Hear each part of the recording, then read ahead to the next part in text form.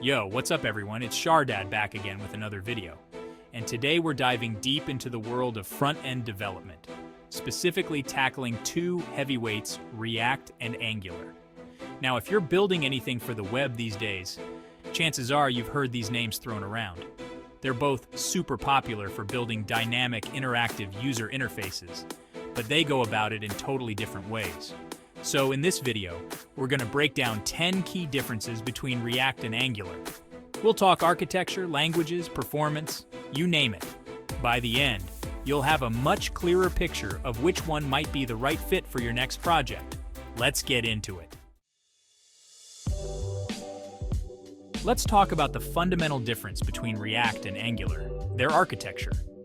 React is like a powerful engine you can drop into your project. It gives you tools to build components and manage your UI. Angular, on the other hand, is more like a complete car chassis. It comes with a specific structure and pre-built components. React offers flexibility, while Angular provides structure and guidance. Next up, let's talk code. React is primarily all about JavaScript, specifically using a syntax extension called JSX that lets you write HTML-like code right inside your JavaScript. It can feel a little weird at first, but it can be super powerful and efficient once you get the hang of it. Angular, on the other hand, mainly uses TypeScript. This is a superset of JavaScript, meaning it has all the features of JavaScript, plus some extra goodies like static typing. So, what's the verdict? Well, JavaScript is known for its flexibility and huge community, while TypeScript offers better code organization and fewer runtime errors. Again, it often comes down to personal preference and the specific needs of your project. Now let's talk about how React and Angular handle data binding, which is how data flows between your UI and the logic of your application. React uses one-way data binding. Data flows from parent to child, making your code more predictable. Angular uses two-way data binding. Changes in the UI update the data, and vice versa. It can be convenient but also complex. Chapter 4, Virtual DOM versus Real DOM, the performance showdown. Let's talk about performance. React and Angular optimize how your app interacts with the DOM. React uses a virtual DOM, a lightweight copy of the actual DOM. It updates the virtual DOM first, then the real DOM efficiently. This results in smoother performance. Angular updates the real DOM directly. Its change detection makes necessary updates. Angular's performance is solid, especially with the latest versions. Chapter 5. Components, building blocks of your app.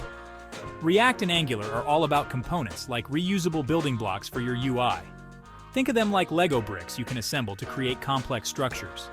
React's component architecture is very flexible. You can build complex components and structure them however you like. Angular's component architecture is more opinionated. It enforces a specific structure, making your code more organized and easier to understand. Chapter 6. State management, taming your application's data. As your application grows, managing its state, which is basically all the data that can change over time, can get tricky. React itself doesn't have a built-in solution for managing state across your entire application. However, there are popular libraries like Redux and Context API that provide structured ways to handle state management. This gives you a lot of flexibility to choose the approach that best suits your project's size and complexity. Angular, on the other hand, comes with built-in state management tools, primarily using services and observables. This can make it easier to get started with state management, but it might not be as flexible as React's ecosystem of libraries. Chapter 7. Performance optimized, squeezing out every bit of speed. Performance is crucial for any web application, and both React and Angular come equipped with tools and techniques to keep your apps running buttery smooth. React's virtual DOM and its efficient diffing algorithm already give it a performance edge. But on top of that, you can further optimize your React apps using techniques like memoization, should component update, and code splitting to minimize unnecessary re-renders. Angular also has its own set of performance optimization tricks up its sleeve.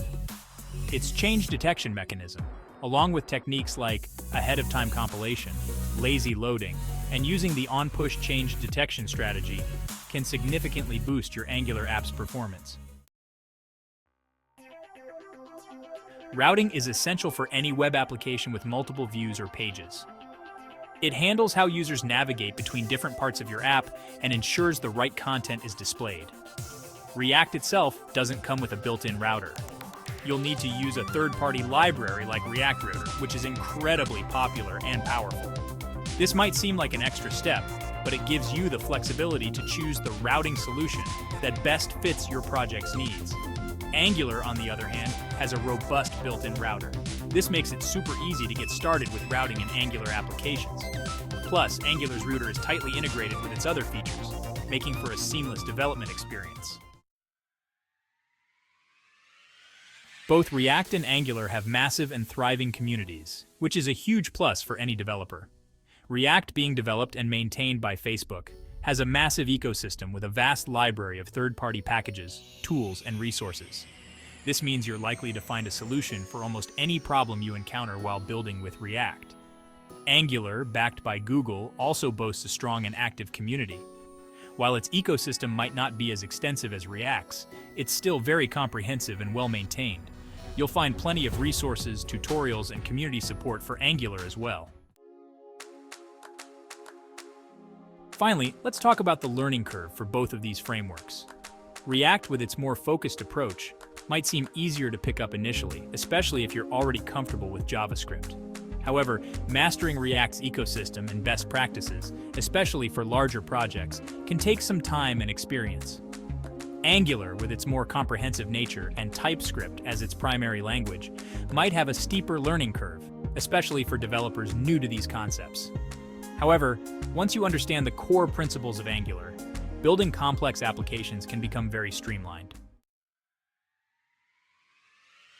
So there you have it, 10 key differences between React and Angular. As you can see, both are incredibly powerful tools with their own strengths and weaknesses.